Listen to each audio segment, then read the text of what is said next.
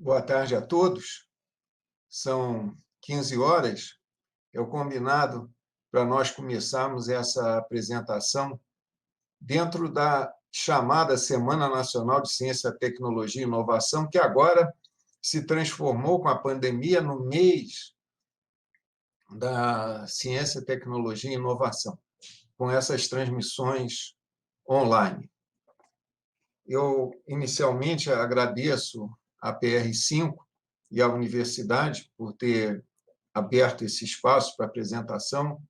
Eu agradeço também todo o suporte da PR5, representado aqui pelo Vladimir, que está no pano de fundo, mas acompanhando a apresentação, e especialmente ao Jonathan Gomes Tavares de Mello, que é um formando do Departamento de Engenharia Mecânica da UFRJ e que está me acompanhando, vai acompanhar as perguntas. Então, nós vamos começar. O título da palestra parece um número em algarismo romano, né?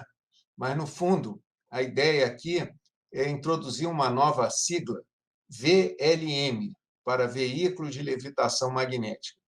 E nós vamos confrontá-lo com o já conhecido VLT, do Rio de Janeiro. E antes de nós efetivamente iniciarmos a apresentação, eu gostaria de chamar a atenção para alguns pontos que mostram a importância do assunto que nós vamos discutir. Primeiramente, hoje, atualmente, na verdade, esses dados são de 2016, mais de 50% da população mundial vive em cidades. E em países como o Brasil, esse percentual é superior a 80%. Quando eu nasci, em 1953, no Brasil, mais da metade da população vivia no campo. E houve essa transferência de pessoas para a cidade. As nossas cidades são um tanto desordenadas, porque foi uma mudança muito rápida, sem um grande planejamento. Então, consequência disso, e isso é um problema mundial, a ONU se preocupou e lançou um programa com 17 objetivos globais para o desenvolvimento sustentável. Um desses objetivos diz respeito a cidades e comunidades. E por isso é que esse conceito de cidade inteligente é tão falado nos dias de hoje, porque a cidade é muito importante. Mais de 50% da população do mundo vive em cidade. Em países como o Brasil, esse percentual é da ordem de 85%. Então, falar em cidades é falar de um problema diário. E dentro do conceito de cidades inteligentes, tem o conceito de mobilidade inteligente. E o foco da nossa palestra de hoje vai ser falar sobre transporte público, que está ligado à mobilidade urbana. Por que a mobilidade é tão importante? Porque diariamente temos acidentes. No Brasil, o número de acidentes por dia é da ordem de 100 mortes. 100 mortes, não é só acidentes, 100 acidentes com morte. É uma coisa bastante impactante e trágica. Mas não termina aí. Perdemos um tempo enorme em transporte. Na cidade do Rio de Janeiro, tem pessoas que às vezes gastam 2 horas para ir trabalhar, 2 horas para voltar do trabalho, chegam cansadas no trabalho, cansadas em casa, irritadas com o transporte. E não termina aí. Nós ainda temos poluição sonora e poluição do ar. Então, você perceba que o assunto de hoje é extremamente importante. Diz respeito a um percentual significativo da população brasileira que vive morrendo em trânsito, vive perdendo tempo, vive tendo problema de poluição sonora e do ar. Para apresentar a palestra, eu organizei em 5 tópicos. Inicialmente, eu vou falar das tecnologias de levitação magnética. Especificamente, eu explicarei o projeto Maglev Cobra. Depois, nós vamos comparar o Maglev Cobra com os concorrentes. E, em seguida, apresentar o que falta para este protótipo universitário se transformar num produto comercial. E, finalmente, chego nas conclusões que, propositalmente, farei de forma provocativa para despertar o debate. Então, vamos lá. Existem 3 tipos de forças magnéticas que podem ser aproveitadas para transporte. 2 dessas todos nós conhecemos. São as forças atrativas, que existem entre um ímã e um pedaço de ferro, uma moedinha, e as forças repulsivas, que existem entre 2 ímãs de mesma polaridade. Todo mundo já brincou com ímã, sabe que existe essa encantadora força de ação à distância. No entanto, são forças instáveis. Apesar disso, por volta de 1960, já existia tecnologia suficiente para poder aproveitar essas forças, domá-las de forma a ter um comportamento controlado, ou seja, estável. O curioso é que, na virada do século XIX para o século XX, foram sintetizados novos materiais supercondutores, refrigeráveis com nitrogênio líquido, que é uma forma simples de refrigeração, e novos ímãs de terras raras, com uma densidade de energia magnética muito superior ao alnico e à ferrite disponível até o final do século XX. E o curioso dessa propriedade é que ela produz forças estáveis. Deve-se chamar a atenção também que existe um gap de 40 anos entre essas 2 oportunidades tecnológicas. Isso confere a essa tecnologia de supercondutora, com a sigla SML, que é usada no Maglev Cobra, uma grande oportunidade de inovação. Os Maglevs em operação comercial no mundo, atualmente, todos eles empregam esse método de forças atrativas. No Japão, está sendo desenvolvido um sistema de forças repulsivas que deverá entrar em operação em 2027. Porém, esse japonês objetiva o transporte de alta velocidade, não o transporte urbano, que é o nosso foco. Com forças atrativas, nós veremos mais adiante, já existem maglevs comerciais. Como esse método que nós usamos, SML, não é muito conhecido, eu vou apresentar aqui um pequeno vídeo demonstrando a operação do Maglev. Vamos lá. Está aqui. Dentro dessa caixinha, nós temos supercondutores, e essa linha aqui é uma linha de ímãs. São aqueles ímãs que eu falei anteriormente. Você percebe que essa caixinha fica flutuando de uma forma estável. Ela não, quando o trilho termina, ela reconhece que o trilho terminou e não continua. Agora, aqui, o meu colega Sotelo vai tentar tirar essa caixa com supercondutores e não consegue tirar. Ela só anda ao longo da linha de ímãs porque todos os ímãs são exatamente os mesmos. É como se nós estivéssemos tapeando o supercondutor, ele não sabe que foi de um lugar para o outro. Por que eu preciso de uma caixa? Essa caixa é uma garrafa térmica especial, recebe o nome de criostato, porque o supercondutor só tem a propriedade quando está refrigerado.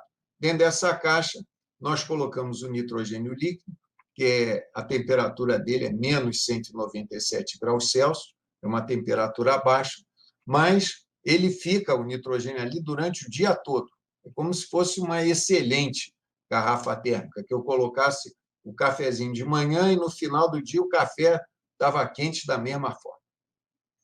Essa tecnologia não está sendo desenvolvida apenas aqui no Brasil. Existe um grupo trabalhando na China, na Universidade de Chengdu. Eles têm uma linha de 45 metros de extensão e um veículo para um passageiro. Aqui foi quando eu visitei o projeto na China. Atualmente, ele já tem um veículo para 4 passageiros. Isso é recente, porque vocês notam que o pesquisador está aqui com uma máscara por causa da Covid. E existe um projeto também na Alemanha, linha fechada, 80 metros, para 2 passageiros. O nosso projeto, Maglev Cobra, ele já está mais avançado. Nós temos uma linha de teste com 200 metros de extensão. Aqui é uma fotografia da linha de teste. Nós conseguimos transportar 20 passageiros. E no local da roda está aquela já conhecida caixinha, garrafa térmica, cujo nome é criostato, com supercondutores. Os supercondutores ficam aqui na base e o nitrogênio ocupa o resto do espaço. A cada dia é necessário encher a caixinha com o nitrogênio, como se fosse um pneu de um automóvel, de um caminhão. No final do dia, eu tinha que calibrar, colocar mais ar dentro dele. E as linhas de ímãs, nós temos uma do lado direito, outra do lado esquerdo. E, como não existe mais roda para movimentação, essa movimentação é feita com o que nós chamamos um motor linear, que é um motor que a gente consegue, em vez de fazer rotação, deslocamentos lineares. O nosso projeto, ele iniciou como uma prova de conceito de 2000 a 2006, com apoio do CNPq, CAPES, FAPERJ. Nós tínhamos um modelinho reduzido. Depois, mais adiante, construímos um protótipo já para transportar várias pessoas, mas ainda dentro do laboratório. Foi mais ou menos a mesma situação que está em o projeto chinês e o projeto alemão nos dias de hoje, só que aqui nós já podíamos transportar mais passageiros. E isso daqui foi feito com apoio da FAPERJ. E mais adiante, de 2012 a 2015, com apoio do BNDES, da FAPERJ, de empresas privadas, nós construímos essa linha de teste de 200 metros que eu mencionei anteriormente. Atualmente, nós brigamos por um financiamento de 10 milhões de reais para tornar esse nosso protótipo, que opera ao longo dessa linha, que é um protótipo artesanal, num protótipo industrial. É como se fosse um protótipo artesanal, é como se fosse um casaco feito pela nossa mãe. O protótipo comercial é como se fosse um casaco que eu compro numa firma, como uma CIA, que faz muitos casacos. Eu estou vendo aqui que tem perguntas, eu vou pedir licença de respondê-las no final, porque eu não consigo coordenar, acompanhar as perguntas e a apresentação. No final, a gente passa as perguntas. Pois bem, essa é a nossa luta de 2015 para cá para levantar esses recursos. O que nós fizemos nesse período? Nós expusemos o veículo todas as terças-feiras, de 11 às 15 horas, transportando as pessoas do Centro de Tecnologia 1 para o Centro de Tecnologia 2. O Jonathan Tavares, que está me acompanhando nessa apresentação, coletando as perguntas, era um dos condutores do veículo. Nós não chamávamos de condutores, nós chamávamos de supercondutores, para associar ao projeto. Nesse período, nós transportamos mais de 20 mil visitantes. Nós interrompemos as demonstrações com a Covid, porque não tinha mais sentido. Recebemos a visita de pessoas ilustres, como foi o caso do ministro da Ciência, Tecnologia e Inovação, que proferiu a aula inaugural no dia 22/3. Aqui também está o diretor da COP, na ocasião, o professor Watanabe, e um dos diretores da Aeromóvel, que é uma das empresas parceiras do nosso projeto. É uma empresa que tem tradição na área de transporte. Vamos agora fazer uma pequena visita virtual, que vai demorar 2 minutos, e vocês vão ter uma ideia. O Jonathan vai aparecer conduzindo. A necessidade de transporte urbano eficiente, não poluidor, com custos de implantação e manutenção competitivos, faz parte das prioridades do mundo moderno. No Brasil, por exemplo, 80% da população vive em cidade. A tecnologia Maglev Cobra propõe um veículo de levitação magnética com custo de implantação da ordem de 1/3 do necessário para o metrô, mais econômico que o monorail e comparável a um VLT. Para obter a levitação, o sistema emprega supercondutores de elevada temperatura crítica e ímãs de terras raras. Esses materiais só foram produzidos a partir do final do século passado.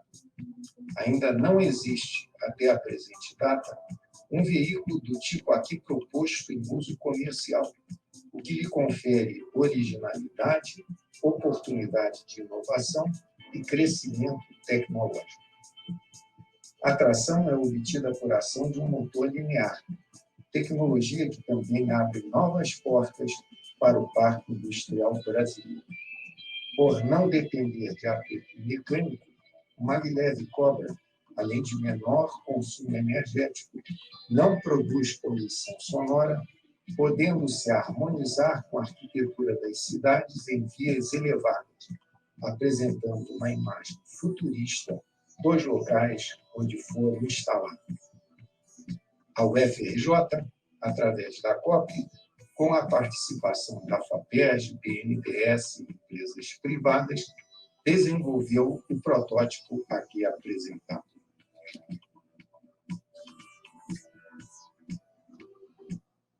Pois bem, essa foi a visita, não sei se vocês notaram, o condutor do veículo era o Jonathan, que está aí coletando as perguntas. Vamos agora comparar esse veículo com os concorrentes. Isso daí é muito bonito, mas nós não estamos fazendo apenas porque é bonito, é porque ele tem vantagens em relação aos concorrentes que estão por aí. Inicialmente, vamos compará-lo com o tradicional sistema roda-trilho. Qual é o problema da roda? A tão amada roda, a tão divulgada roda. É que a roda tem atrito mecânico. E qual é o problema desse atrito mecânico? Tem problemas operacionais. Quais são esses problemas? Tem mais perdas, portanto, mais consumo. Se eu flutuo, eu não tenho tantas perdas. Faz barulho, tem vibração, preciso de lubrificar, eu preciso de alinhar a roda com o trilho.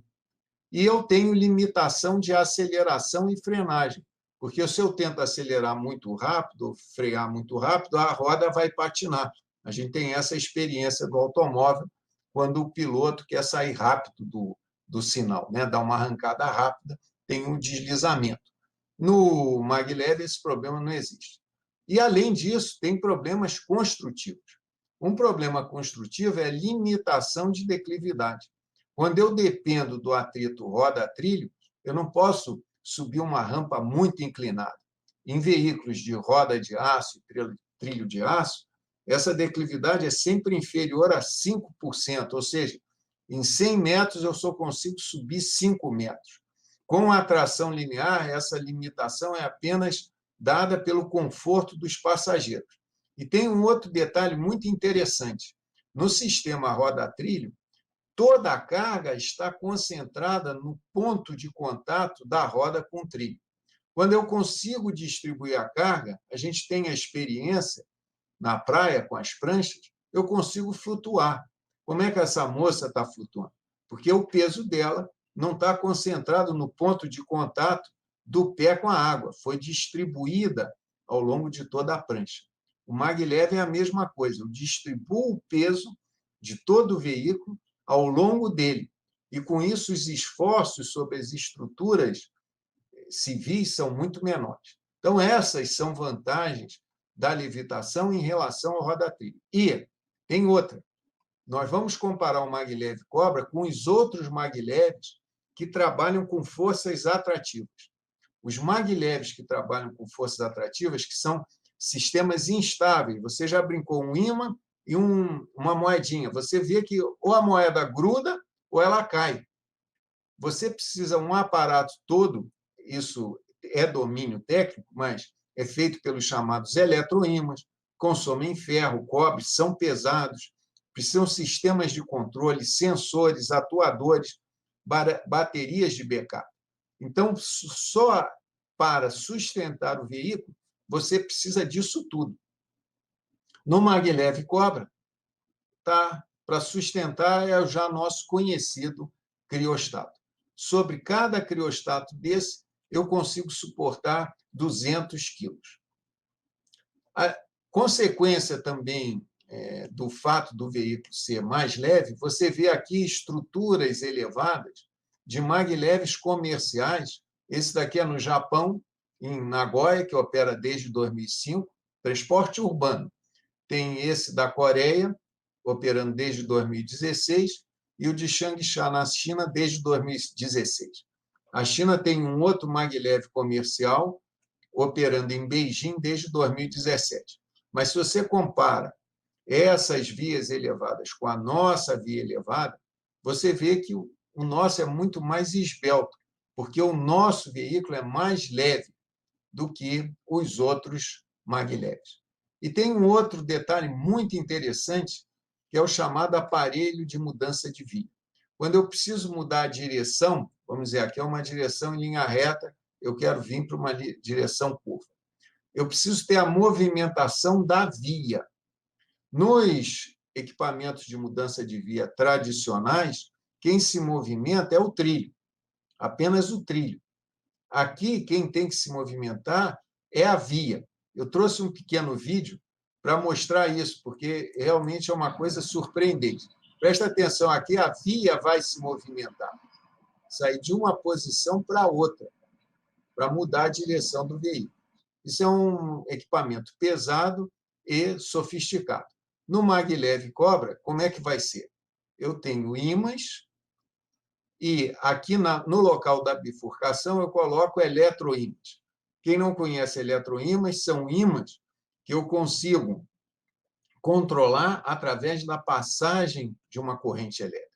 Então, se eu quero que o veículo venha para essa direção indicada, eu energizo as bobinas dessa direção. Se eu preciso vir para outra, eu energizo a outra direção. Então, não haverá movimentação mecânica no aparelho de mudança de via do maglev Cobra. Em função disso, nós ousamos chamá-lo não de maglev Cobra, mas de maglev elevado ao quadrado, porque ele, além de levitar, ele é leve. Assim é o maglev Cobra. É um maglev ao quadrado.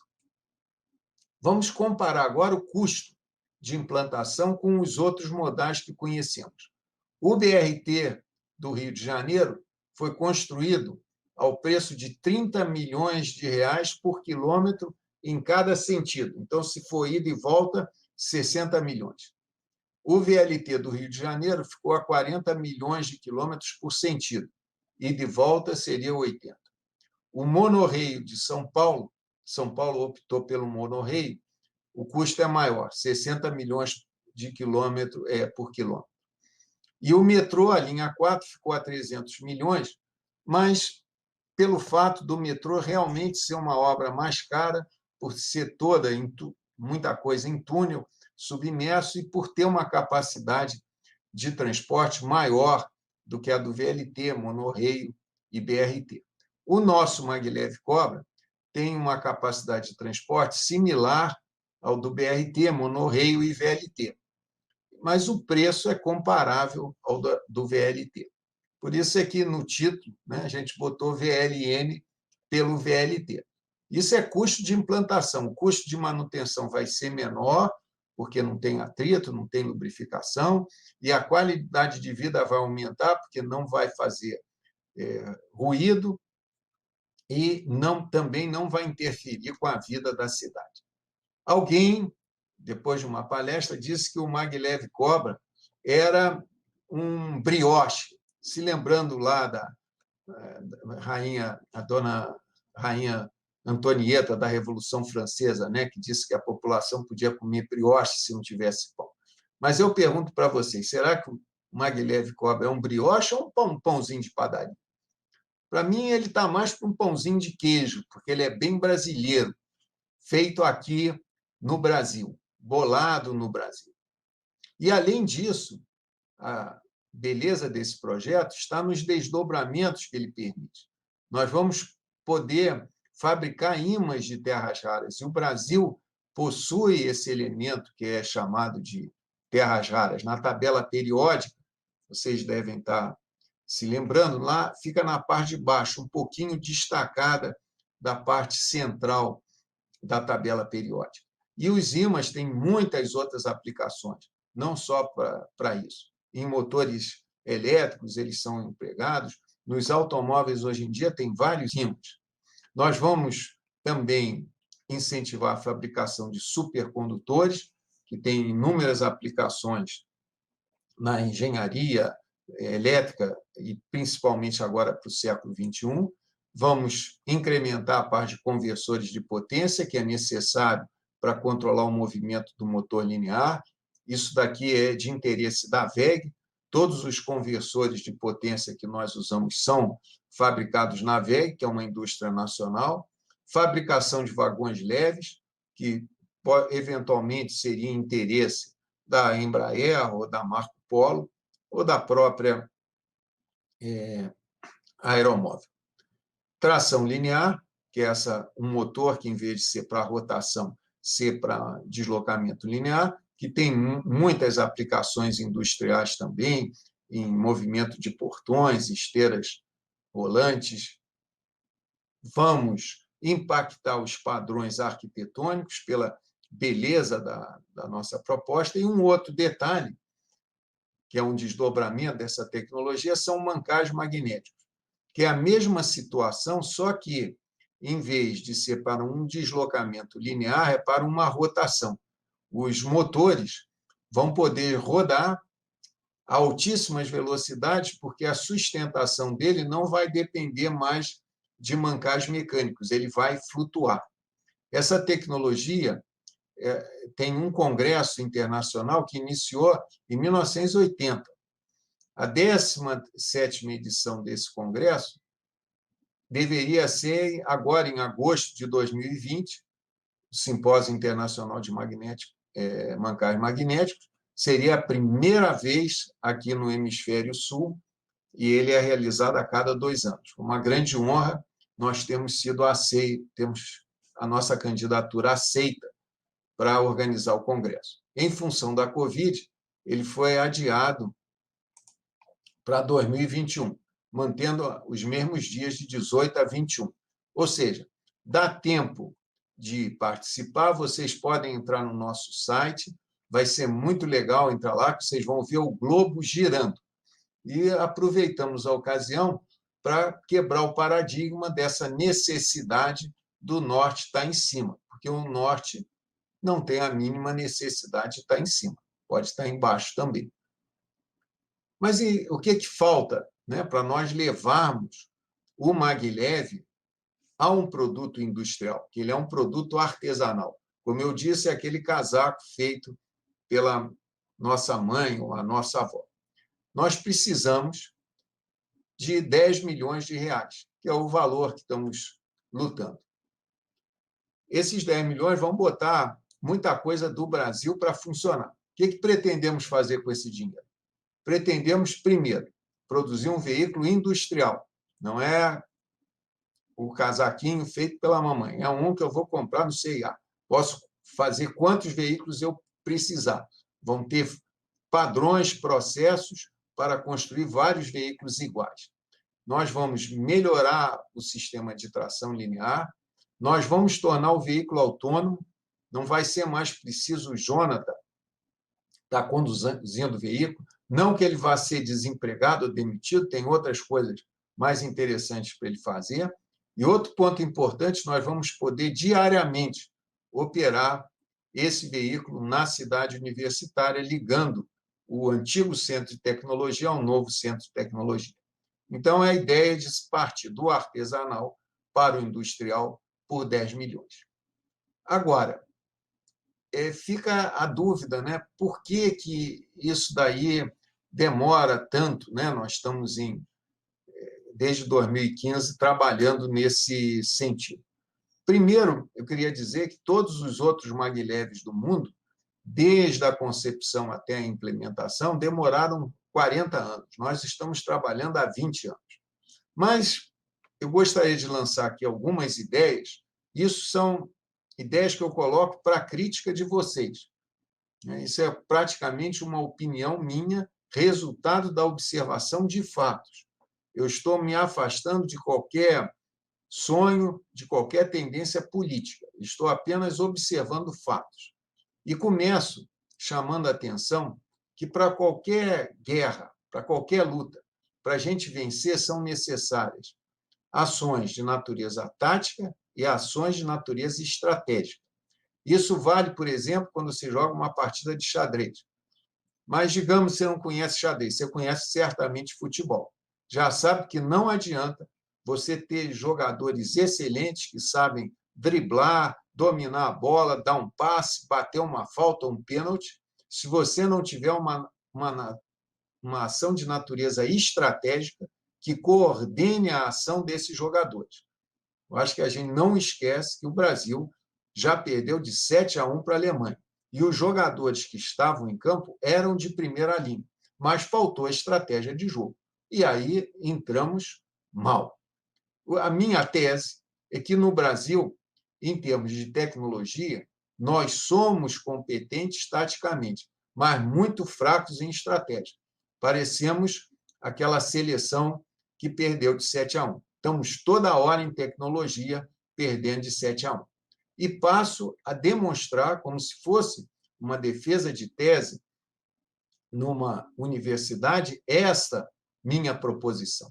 E, para isso, eu vou começar mostrando que nós somos competentes taticamente, porque nós reagimos positivamente com um mínimo de estratégia.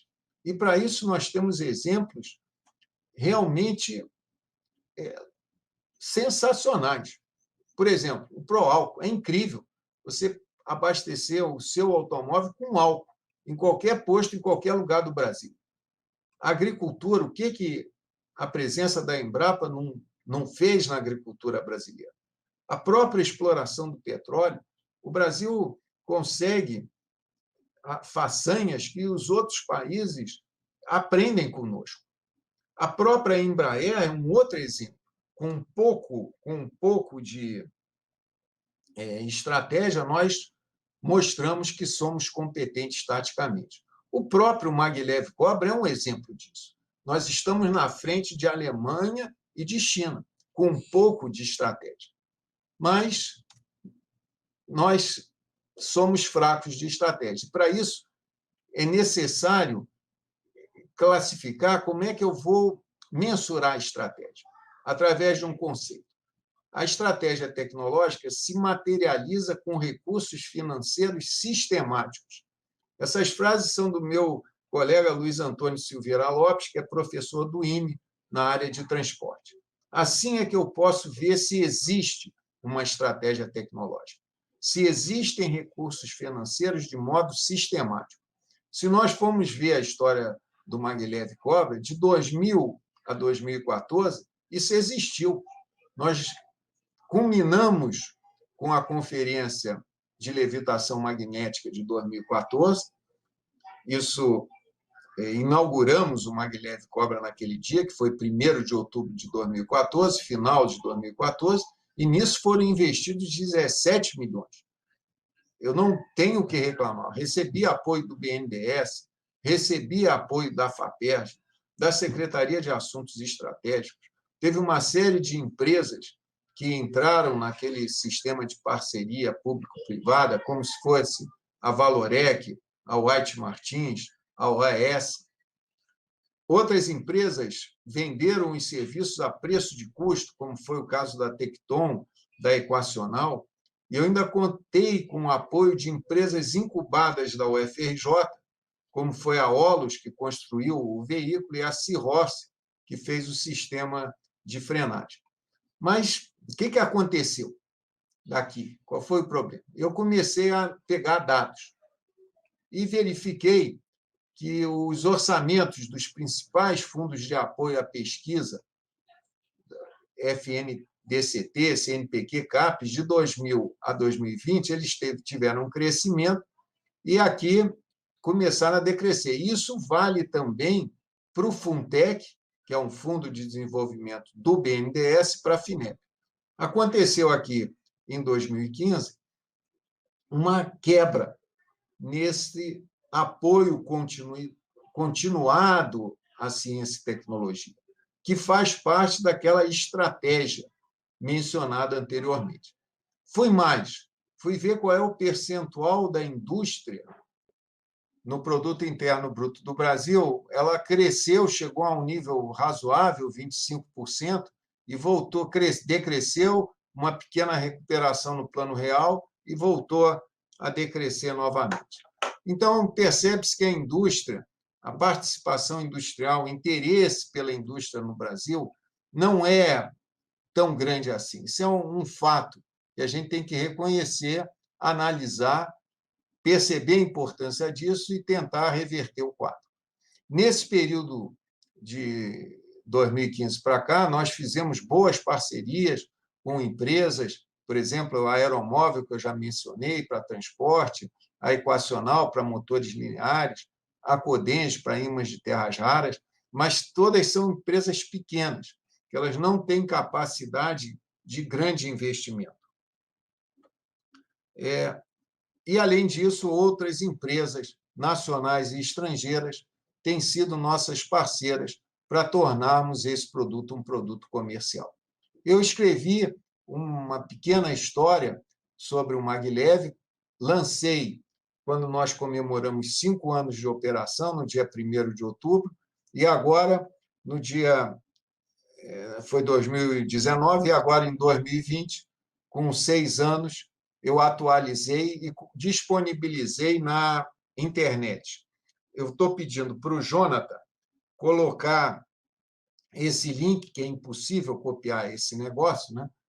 Aí no chat, para quem tiver interesse, poder acompanhar toda essa história, que não vamos perder tempo aqui contando. E, finalmente, vamos às conclusões, que eu quero fazê-las de forma provocativa. Então, vamos lá. Se existir futuro para o Maglev Cobra, ou seja, para sair do estágio de protótipo artesanal para um protótipo industrial, nós vamos precisar desse apoio de 10 milhões para um período de 2 anos de trabalho. Ou seja, no primeiro ano, 5 milhões, no segundo ano, 5 milhões. E aí eu me pergunto, se existir futuro para o Brasil, o que é necessário? Isso é a minha opinião, eu coloco ao julgamento de vocês. Para existir para o futuro para o Brasil, nós vamos ter que entender que o desenvolvimento tecnológico, ou seja, agregar conhecimento à riqueza natural, é uma condição necessária para o desenvolvimento econômico e social. Isso, às vezes, parece até uma coisa óbvia. É muito chato ter que defender o óbvio. E eu tentei fazer uma coisa um pouquinho diferente, principalmente porque eu acredito que eu esteja falando para alunos de engenharia, para estudantes que queiram ir para a universidade. E eu procurei colocar essa proposta na forma de um teorema de matemática. Ou seja, o desenvolvimento econômico e social implica em desenvolvimento tecnológico. Isso significa que o desenvolvimento tecnológico é uma condição necessária para o desenvolvimento econômico e social. Em matemática se diz que o desenvolvimento econômico e social é uma condição suficiente para o desenvolvimento tecnológico. E esse teorema pode ser avaliado, para a garotada que está aprendendo tabela verdade, a tabela verdade de P implica Q é a mesma tabela verdade que não P e não Q. Então, eu vou escrever essa sentença como não P e não Q. Não, não. Existe país com desenvolvimento econômico e social, que é o P, não Q, sem desenvolvimento tecnológico. Fica mais fácil avaliar o teorema colocado dessa forma. Não existe país no mundo com desenvolvimento econômico e social sem desenvolvimento tecnológico. Eu quero que vocês me encontrem um contra-exemplo para isso. Eu pego vários exemplos independentes de regime político. Por exemplo, A China, que é o país do Partido Único Comunista, existe desenvolvimento econômico e social. E, quando você vai ver, tem desenvolvimento tecnológico. Você vai para o Japão, que é um parlamentarismo monárquico, é a mesma coisa. Isso vale para a Inglaterra. A Alemanha, que é um parlamentarismo, tem desenvolvimento econômico e social, e lá tem desenvolvimento tecnológico. A França, presidencialismo, também é assim. Os Estados Unidos, que é o país do Partido Único Capitalista, também é assim, tem desenvolvimento econômico e social e também você encontra lá desenvolvimento tecnológico. Se você não encontrar nenhum contra-exemplo para essa proposição, é porque o teorema é válido. Essa condição, essa simples constatação, destrói a teoria das vantagens comparativas, que foi uma teoria apresentada por um inglês chamado Ricardo, em 1817, em plena Revolução Industrial, quando a Inglaterra começou a vender máquinas a vapor para o mundo e produtos industrializados. E a teoria das vantagens comparativas é que justifica, muita gente defende essa teoria, e nos coloca, desde de 1500 até hoje, como meros produtores agrícolas e fornecedores de matéria-prima. Se você olha o Brasil hoje em dia, ele continua sendo sustentado pela venda de produtos agrícolas e fornecendo matéria-prima. Quem está dizendo isso é um brasileiro chamado Richard, praticamente 200 anos depois do meu xará Ricardo. Mas, afinal, o que nos falta, né, brasileiros? O que nos falta? E, para concluir isso, eu vou terminar com uma piadinha. É um soneto do Arthur de Azevedo, que foi um dos fundadores da Academia Brasileira de Letras, que escreveu esse belo, quem não conhece, vale a pena procurar na internet, esse belo soneto de um jovem se olhando no espelho. Eu só vou pegar os 6 versos finais, que diz o seguinte: Tertuliano, que é o nome do rapaz, poderia ser brasileiro. És um rapaz formoso, és simpático, és rico, és talentoso. Que mais no mundo se te faz preciso? Penetrando na sala, o pai sisudo, que por trás da cortina ouvira tudo, severamente respondeu: juízo. Isso. E eu tenho exemplos de falta de juízo no Brasil, coloco também para o julgamento de vocês. Exemplo: tratar partido político como clube de futebol. Não sei, o brasileiro tem uma fixação no futebol. Isso daí na forma como se apoia. Parece que é torcida. Eu sou vascaíno.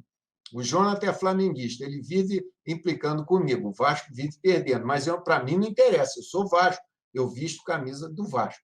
Isso para clube de futebol está legal, mas para um partido político, e na quantidade de opções, o número de partidos políticos do Brasil é maior do que o número de times que está disputando o campeonato nacional. Isso é uma falta de juízo. Outra falta de juízo é esquecer que riqueza natural é como beleza. É como beleza, são muito similares. Acaba com o passar do tempo, é um dom, por isso impõe ser multiplicado. Todo dom que a gente recebe, se você desenha bem, se você tem habilidade para a música, você tem a obrigação de multiplicar isso, tornar isso disponível para o maior número de pessoas possíveis. Nada justifica desperdiçar um dom, não existe justificativa para isso. Você pode até encontrar uma explicação, mas nunca uma justificativa. E não deve ser também objeto de orgulho ou vaidade. A gente tem que abandonar essa história. O Brasil tem muitos rios, o Brasil tem muitas florestas. Não pode ser objetivo de orgulho ou vaidade. Tem que ser usado com a seriedade de um dom que se recebe, trabalhar para multiplicá-lo. E existem outros exemplos de falta de juízo. Por exemplo, acreditar que castigo educa. Em 2019, nós gastamos 95 bilhões em segurança, 105 bilhões em educação. Praticamente a mesma coisa. O Derek Book, que é reitor em Harvard, foi reitor em Harvard, ele já dizia: se você acha que educação é cara, experimente a ignorância. E o nosso Darcy Ribeiro, em 1982, ele falou: se os governadores não construírem escolas, em 20 anos faltará dinheiro para construir presídios. Na verdade, já se passaram aqui 30 anos e a situação está mostrando isso. Está se gastando quase a mesma coisa em segurança. Tem outros exemplos de falta de juízo. Nós, brasileiros, temos que aprender muito. Colocar os direitos antes dos deveres. Se fala muito em direito e se esquece dos deveres. Aqui está o Kennedy, presidente dos Estados Unidos. Olha o que ele dizia: não pergunte o que o seu país pode fazer por você, mas o que você pode fazer pelo seu país. E continua com outras situações de falta de juízo. Por exemplo, pensar mais no passado do que no futuro. Nossos erros do passado estão retratados na condição presente. Quando eu olho uma população abandonada, quando eu olho favelas, quando eu olho 50% da população brasileira sem tratamento de esgoto, isso é a condição fruto de erros do passado. Não adianta culpar o passado. Isso daí é o Freud, que queria encontrar no nosso pai, na nossa mãe,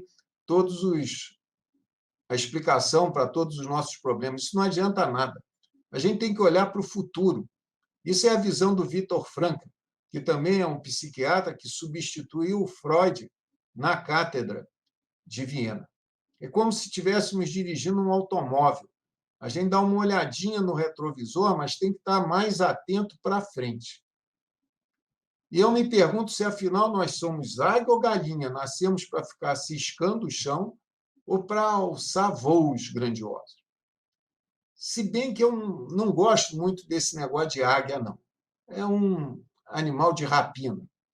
Será que nós, brasileiros, um povo diferente de todos, porque aqui nós encontramos todas as raças presentes, uma vida que, apesar de todas as dificuldades, ainda é muito mais acolhedora que em outros lugares do mundo? Será que nós não podemos mostrar para o mundo algo novo? Um tuiuiu, conhecem esse pássaro? Olha as asas dele, se expandem por 3 metros. Eles têm 1,60 m de altura. E olha que bonito, macho e fêmea cuidam da prole.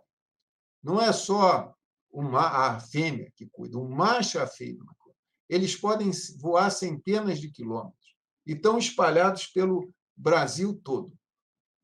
Bem, eu termino agradecendo a atenção de vocês com essa bonita imagem da bandeira do Brasil, retratada as cores verde, amarelo, azul e branco, nas fotografias, em qualquer fotografia que se faça do nosso céu. Está lá o azul, está lá o verde, o amarelo e o branco.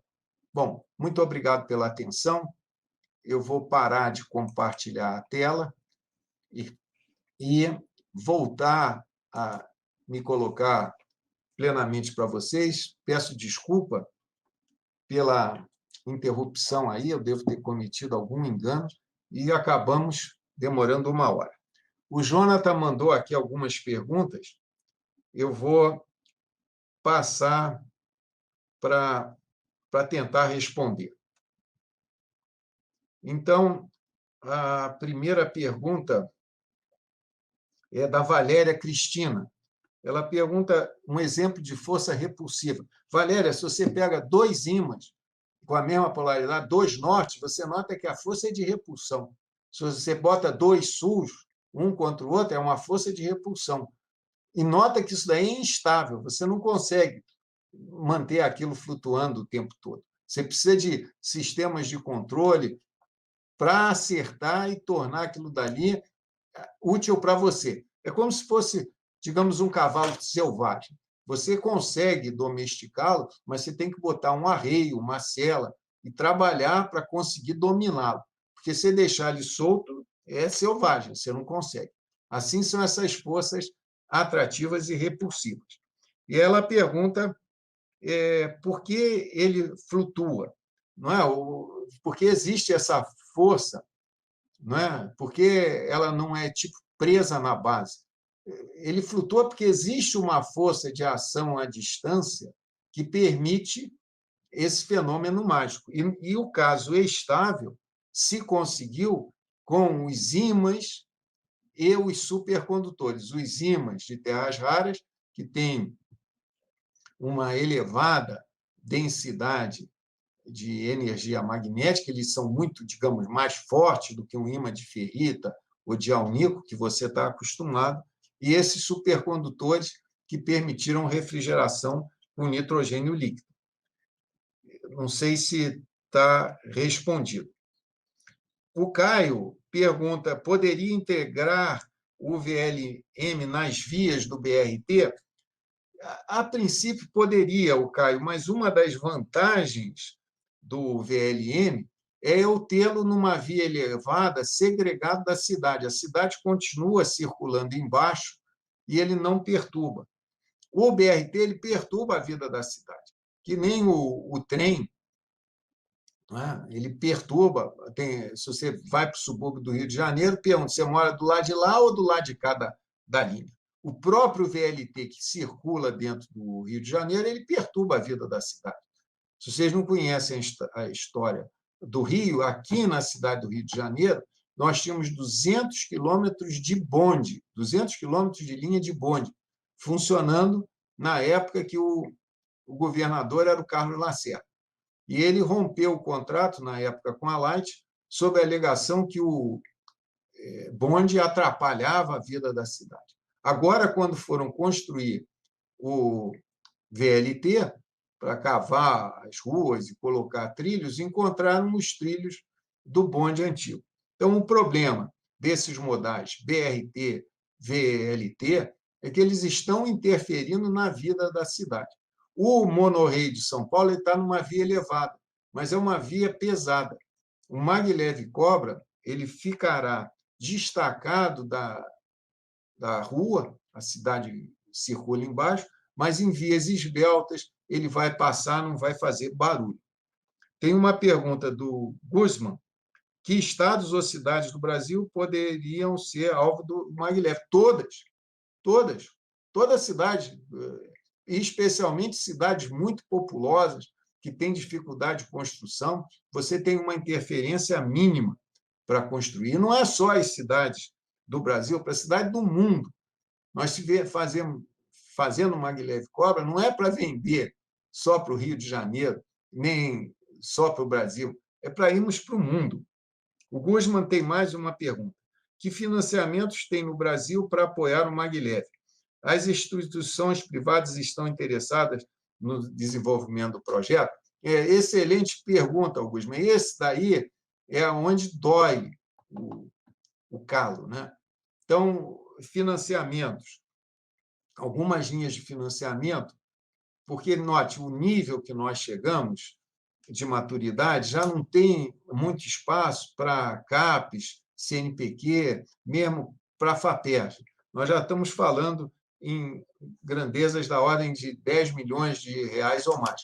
Esse valor, 10 milhões, é muito para mim, para você, mas para um projeto de pesquisa ou para um transporte não é tanto. Lembre-se que o quilômetro que nós pagamos pelo VLT no Rio de Janeiro, por quilômetro, foi 40 milhões, num sentido. Se eu pegar a linha ida e volta, 80 milhões num quilômetro. Então, 10 milhões não se assusta, não é um valor muito grande. Agora, quem está interessado em investir nisso? Algumas linhas nessa direção tinham no BNDES, através do chamado Funtec. Mas o Funtec recebeu um baque em 2018. A própria FINEP, em conversa com os técnicos da FINEP, também está descapitalizada. Não existem grandes possibilidades para isso. Nós estamos atrás de investimento privado, estamos trabalhando para isso, mostrando as possibilidades de negócio, mas perceba que nós ainda estamos com um casaquinho feito pela mamãe. Isso daí ainda é um pouco mais difícil de convencer se eu já tiver alguma coisa mais industrializada. Então, estamos em conversa com instituições privadas, algumas são de baixo capital, como é o caso do aeromóvel, como é o caso da Equacional, não tem possibilidade de fazer esse investimento. Estamos pensando em fazer o que se chama uma sociedade para propósitos específicos, que seria quase como uma cesta, onde vários grupos colocam um pouco de dinheiro para chegar ao resultado final. Essas perguntas foram feitas antes da confusão do som. Agora o som voltou, vem uma pergunta do Caio Franco. Existem outras iniciativas no mundo com essa tecnologia? Sim, Caio, eu mostrei o projeto em Chengdu, mas eles ainda estão dentro do laboratório, uma linha de 45 metros. Tem o projeto na Alemanha, que é uma linha de 80 metros, também dentro da universidade, dentro de um laboratório.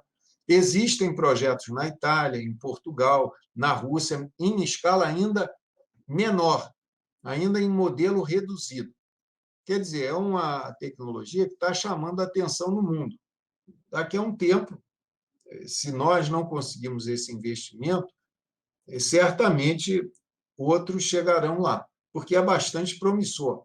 Você viu aí os exemplos, o equipamento de mudança de via é muito mais simples, ele é mais leve, ele não tem toda aquele problema de sistemas de controle para manter o sistema estável. Aí, as instituições públicas entendem o teorema que o senhor explicou. Bom, isso daí, Guzmán, foi talvez um pouquinho de brincadeira minha, que eu quis botar na forma daquele teorema P implica Q, né? Foi um pouco de provocação para os alunos, estudantes de engenharia, para mostrar que aquilo é importante. Depois eu procurei pegar elementos históricos para mostrar que tem que se estudar história. Certamente, eu acredito que devem entender. Pode compartilhar, claro, o link, o livro eu botei na internet para disparar para o mundo. Pode botar. E, finalmente, Guzmán, comparativo do custo de operação e manutenção do VLT e do maglev. Veja, Guzmán, como nós não temos partes em contato, não tem atrito, não precisa lubrificar, não precisa alinhar a roda. Claro que temos o problema do abastecimento de nitrogênio líquido, mas isso daí é uma manutenção muito menor do que dos sistemas roda-trilho. Existem estudos muito sérios feitos pelos alemães que desenvolveram a tecnologia Transrapid, que é uma tecnologia de levitação magnética para alta velocidade, onde eles compararam o custo de manutenção de um maglev com o custo de manutenção de um sistema roda-trilho. E mostraram que era tão menor que, num prazo, no caso do maglev de alta velocidade, que, num prazo de 10 anos, você compensava aquele capital maior que precisava para o maglev de alta velocidade. E capacidade de passageiro no maglev versus VLT. Eles são concorrentes. O nosso trabalho é ter a mesma capacidade. Perceba que isso é menor do que a capacidade de um metrô. Para você colocar isso daí em termos de metro quadrado, o metrô, nas horas de pico, carrega 12 pessoas por metro quadrado. Você pode fazer essa brincadeira em casa, faz um quadradinho de 1 metro de lado e bota 12 pessoas dentro. Você percebe que isso daí pode ser chamado de transporte urbano, mas não pode ser chamado de transporte humano. É desumano você colocar uma pessoa apertada daquele jeito, viajando meia hora, que seja, chega em casa estourado, já não aguenta mais.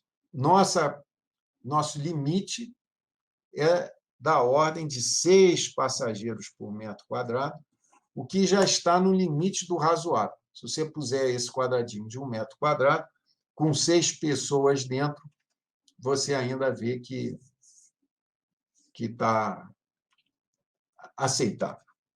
Essas foram as perguntas. O pessoal já vai começar a aparecer. Ok. Então, eu não sei se tem mais pergunta, Jonathan. Eu não estou vendo mais pergunta.